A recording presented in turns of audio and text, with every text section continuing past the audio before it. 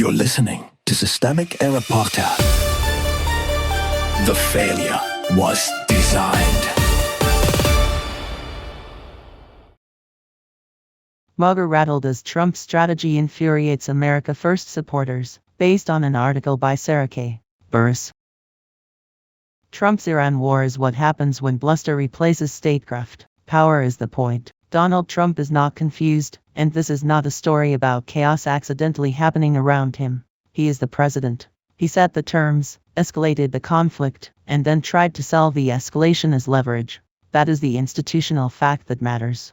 The rest of the spectacle, including the outrage inside MAGA, is secondary to the basic reality that the White House is driving the war. The source material is useful because it shows the collapse in real time. Trump meeting with Benjamin Netanyahu, Trump boasting about a deal, Trump pretending the Iranians are desperate, Trump insisting the bombs are doing something they plainly have not done. That is not strategy. It is executive power operating without discipline, memory, or constraint.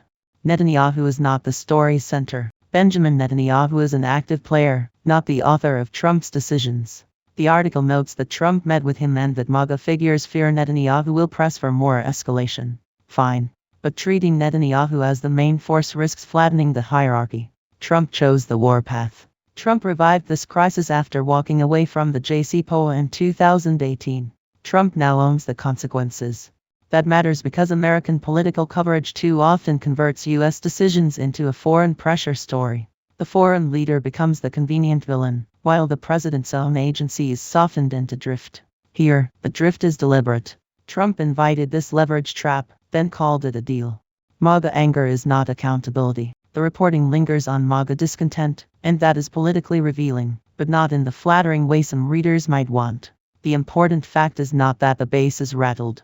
It is that a significant chunk of the Republican coalition now has to watch its own president produce an unpopular war heading into the midterms.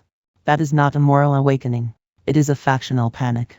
Steve Bannon, Kurt Mills, and the rest are not discovering principle. They are discovering that Trump's America First branding cannot survive a forever war. Their fury is about betrayal of the brand, not betrayal of democracy. The distinction matters. No cards, no plan. The most telling line in the source is the simplest one. Nobody knows Trump's endgame. That is not media mystification. That is the job description of an administration improvising on a live war footing. The article is right to say the answer to the bombs haven't worked so far as being treated as more bombs. That is not confusion. It is the logic of escalation when the people in charge cannot admit failure. Trump once taunted Zelensky with "you don't have the cards." In this war, the opposite is true. Trump has no cards. Iran has leverage through the Strait of Hormuz, through its surviving nuclear program, and through the very fact that Trump destroyed the diplomatic framework that once contained it. The administration is now asking for a bargain after sabotaging the bargain it inherited. The JCPOA was the off-ramp. The source correctly grounds the current crisis in Trump's decision to walk away from the JCPOA. That is not a background detail. It is the causal spine of the story. The deal was working well enough for the IA to find compliance. Trump tore it up anyway, then spent years pretending demolition was strength. Now he talks as if Iran should rush to negotiate on his terms. Why would it? The United States burned the last credible framework and replaced it with threats, sanctions, and bombs that did not solve the problem. The result is not a paradox. It is policy failure with a flag on it. The pattern behind the war. This is the larger pattern. Republican politics keeps producing force without competence, punishment without design, and propaganda in place of statecraft. Trump's Iran war is not an outlier. It is the natural output of a movement that treats domination as a foreign policy and humiliation as proof of strength. The article's framing is weakest when it centers the anxiety of MAGA influencers as if their panic were the main event.